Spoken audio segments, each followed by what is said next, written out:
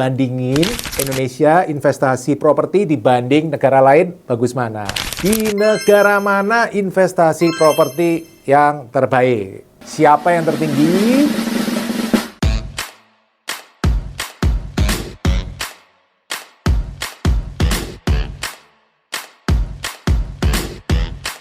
Halo teman-teman, kita ketemu lagi di channel YouTube Pipo. Sekali ini kita jalan-jalan bandingin Indonesia investasi properti dibanding negara lain, bagus mana?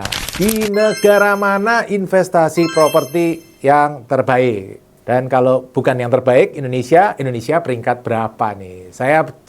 Kebetulan saya ngecek di website www.globalpropertyguide.com/investment rating. Nah, teman-teman nanti cari di situ juga boleh. Dari situ kita coba diskusikan ya, dari datanya itu Indonesia di peringkat berapa. Nah, pertama datanya yang saya pelajarin adalah gross rental yield. Nah, berapa yield atau hasil dari sewa? Secara umum berapa sih? Indonesia berapa ya? Indonesia mungkin 5-6% ya. Kadang 2-3% juga tergantung propertinya. Tergantung ya, kalau tanah kosong ya mungkin lebih kecil. Terus kalau rumah ya mungkin 2-3%. Apartemen mungkin bisa 5-6% gitu ya. Ternyata teman-teman, Indonesia bukan yang tertinggi. Siapa yang tertinggi? Kazakhstan, teman-teman. 10,59% setahun. Wah, yieldnya tinggi banget ya. Yuk kita berangkat ke Kazakhstan. Ini kayaknya enak nih jalan-jalan ke sana ya. Ada nggak ya pesawat ya? Direct? Kayaknya enggak. Kayaknya sampai Uzbek yang direct ya. Jalan dikit lah nanti naik mobil. Peringkat kedua, Afrika Selatan. 9,59% gross rental yield-nya menurut website Global Property Guide. Nomor 2, South Africa. Nomor 3, Moldova. Wah, bagus ya namanya, unik juga ya Moldova. Kalau nggak salah di Eropa, bener nggak sih teman-teman? Moldova itu di Eropa ya, kayaknya Eropa pecahan-pecahan Soviet dulu tuh ya. Kayaknya daerah-daerah situ, mungkin Albania, daerah-daerah situ kayaknya, kalau nggak salah. Itu 8,38%, masih lebih tinggi dari Indonesia. Nah, Indonesia sendiri di peringkat berapa? Indonesia peringkat 26 dari 74 negara yang disurvei, 6,12%. Teman-teman, ya 6% lah. Sementara yang terburuk, yieldnya yang terburuk teman-teman, Taiwan. Taiwan hanya 2%, 2,15% teman-teman. Rendah sekali ya, 2%. Berarti balik modalnya berapa puluh tahun itu? Hampir 100 tahun jangan-jangan. Kedua, China 2,62%, yang terendah. Jadi jangan invest di sana kalau mau rental ya. Rentalnya kecil, hasilnya mending di Indonesia aja. Tapi bukan. Belum tentu ya, karena ada faktor-faktor yang lain ya. Kenaikan harga properti dan bunga bank. Itu juga jadi faktor untuk menghitung apakah investasi di situ bagus atau tidak. Terakhir, Monaco. 3%. Monaco itu sama Indonesia benderanya sama loh, hitam putih loh. Jangan kebalik-balik kalau main ke sana. Ntar ke sana bingung, kaget, benderanya sama. Jadi Indonesia masih di peringkat 26, teman-teman. Dengan kata lain, Taiwan adalah negara yang paling rendah return-nya, terkenal dari dulu memang sih. Sehingga butuh 47 tahun, teman-teman, untuk balik modal. Kalau kita ngitung secara balik modal, kalau di Taiwan, teman-teman butuh 47 tahun baru balik modal. Misalnya teman-teman invest properti gitu ya. Nah, income-nya itu mungkin cuma 2%. 1 miliar ya 20 juta setahun gitu ya. Jadi butuh 47 tahun baru balik lagi uang 1 miliarnya. Sementara di Indonesia sekitar 6% alias 18 tahun balik modal. Gimana? Dari angka ini gimana? Sudah tetap pilih Indonesia atau mau pilih Taiwan? Kalau saya tetap pilih Indonesia ya. Nah, kenapa orang Taiwan tetap mau invest? Walaupun cuma 2%, kenapa tetap mau invest? Karena ada faktor yang lain, teman-teman, yaitu kenaikan harga propertinya, teman-teman. Ya, kalau seluruh dunia, bukan seluruh dunia lah, sekitar mungkin 70-an negara yang disurvei. Yang dalam 5 tahun terakhir kenaikan harganya tertinggi adalah Turki. 111,55% naiknya harga propertinya dalam 5 tahun terakhir. Ya, kita dengar sih berapa tahun terakhir kan dia inflasi gila-gilaan ya.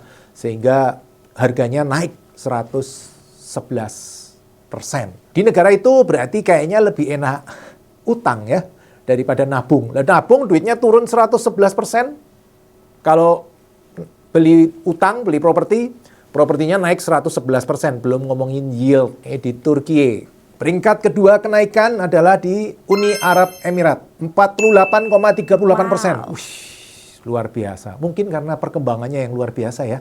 Dalam 5 tahun terakhir, Dubai luar biasa pesat sekali. Negaranya switching dari tadinya bertumpu ke tambang, minyak, gas gitu ya. Sekarang kan dia ke perdagangan. Pesawat-pesawat dari jalur Asia ke Eropa banyak yang transit di Dubai. Karena tengah-tengah kurang lebih dari Asia ke Eropa juga minyak juga banyak di situ, dan sekarang banyak orang yang berbisnis di situ. Top. Menurut saya visioner yang bagus. Negara jangan bertumpu ke pertambangan. Pertambangan itu tidak sustain ya. Dia lebih pilih perdagangan, jasa yang lebih sustain. Makanya akibatnya propertinya naik 48,38% dalam 5 tahun terakhir. Berikutnya Portugal 48%. Tahu ya kenapa Portugal tahu-tahu melejit harga propertinya? Saya belum searching.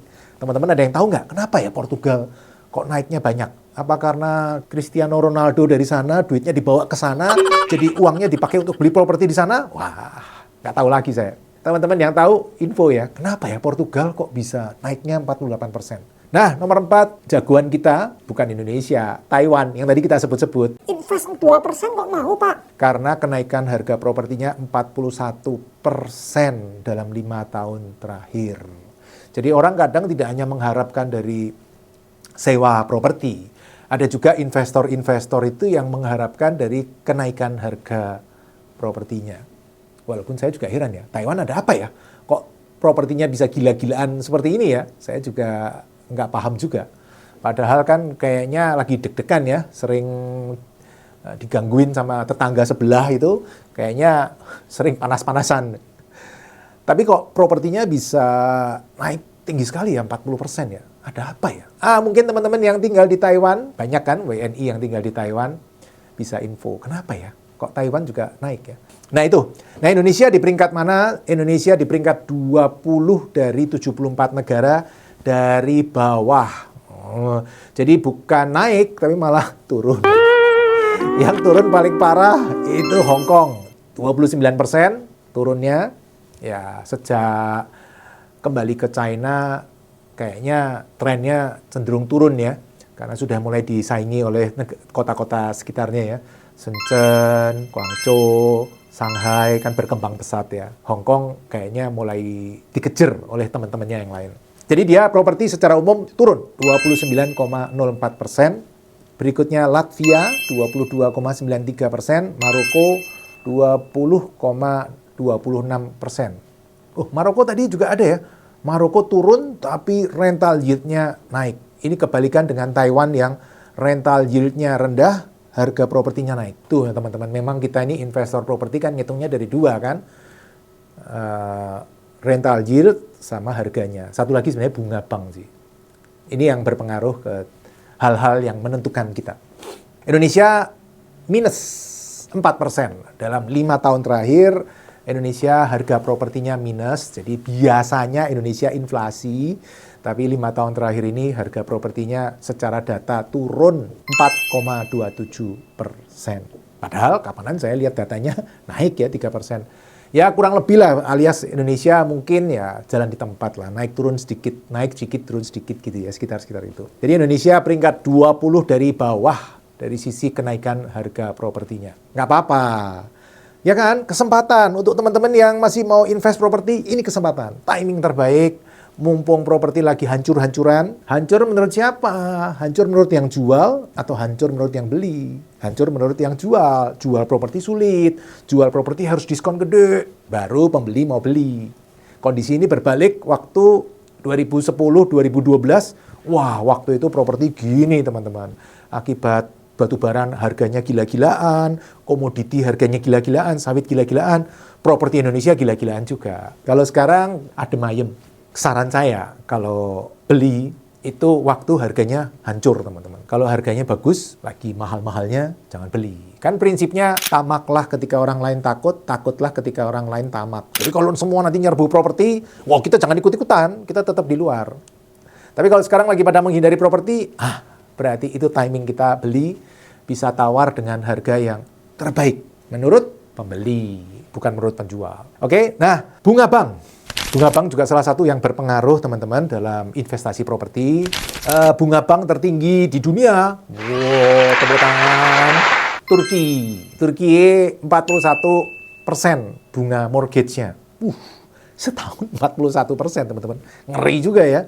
Deg-degan juga itu. Walaupun naiknya tadi gila-gilaan 111% dalam 5 tahun terakhir, berarti setahun ya mungkin 20% ya. Tapi bunganya 40%. Jadi saya tarik omongan saya, Turki menguntungkan untuk investasi properti ya. Yo, kan naiknya cuman 100% alias 5 tahun 20% setahun, tapi bunganya 41%. Kecuali kemarin-kemarin bunganya rendah, terus baru tahun ini yang 40 ya. Mesti dicek lagi. Yang bunga kedua yang tertinggi adalah Dominika, yaitu 12,43% bunga KPR-nya. Jangan ngambil KPR di sana, mahal. Afrika Selatan 11,75. Saya kaget juga ya.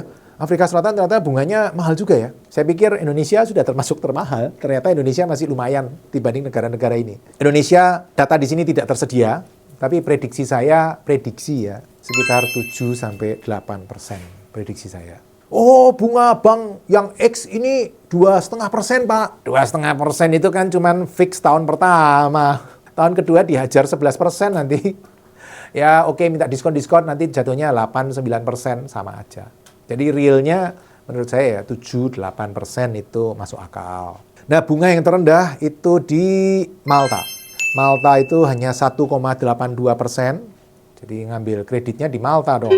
Jangan-jangan nanti kena selisih kurs repot. Kedua dari Swiss 2% bunganya di sana. Hati-hati ya teman-teman yang tinggal di Eropa, terus kredit untuk beli properti di Indonesia, hati-hati. Memang bunga di Eropa murah, asal jangan di Georgia ya, karena dia 11%. Tapi kalau di Eropa murah, hati-hati kalau dibawa ke Indonesia karena ada selisih kurs. Dengan berjalannya waktu, Indonesia rupiah secara umum turun terus terhadap mata uang euro. Nah, jadi selain bunga juga ada biaya tambahan berupa selisih kurs. Hati-hati. Kalau kursnya membaik terus ya selamat. Tapi kalau enggak bahaya. Oh di hedging Pak. Hedging kan ada biaya juga. Nah secara umum, secara keseluruhan setelah mempertimbangkan gross rental yield, income tax, capital gain tax, round trip transaction cost, biaya transaksi ya, potential landlord and tenant problem, long term GDP growth, potential oversupply, banyak nggak supply dari pembangunan, affordability, terjangkau atau tidak, and a view of long-term appeal to investor, pandangan investor untuk jangka panjangnya gimana invest di situ. Hasilnya Indonesia dari 4 bintang, Indonesia dapat 3 bintang. Lumayan lah, tepuk tangan. Ya dapat 3 bintang. Makanya invest properti karena di seluruh dunia investasi properti di Indonesia termasuk yang terbaik, dapat 3 bintang dari 4 bintang. Asiknya apa? Memang kelihatannya kecil ya. Invest properti kan kecil, Pak, di Indonesia cuma dapat 6%. Asiknya itu di Indonesia karena bunga banknya rendah dan bisa banyak dapat pembiayaan. Contohnya seperti saya bisa invest kan dengan DP 0 dan saya harus memastikan income propertinya lebih besar dari angsuran. Ketika income lebih besar dari angsuran dan DP-nya 0, yield-nya berapa teman-teman? Tulis nanti di komen, yield-nya berapa? Kalau DP-nya 0 dan income dari properti itu lebih besar dari angsuran. Yield-nya berapa? ROI-nya berapa? Nanti tulis di komen, kita ngobrol-ngobrol lagi di komen. Salam pasif income properti. Setelah mengikuti video hingga selesai, untuk yang belum subscribe, ayo subscribe channel Pipo Hargianto dan klik lonceng notifikasi untuk mengikuti video-video selanjutnya. Teman-teman juga bisa mengikuti seminar-seminar yang saya bagikan. Silakan daftar melalui nomor berikut.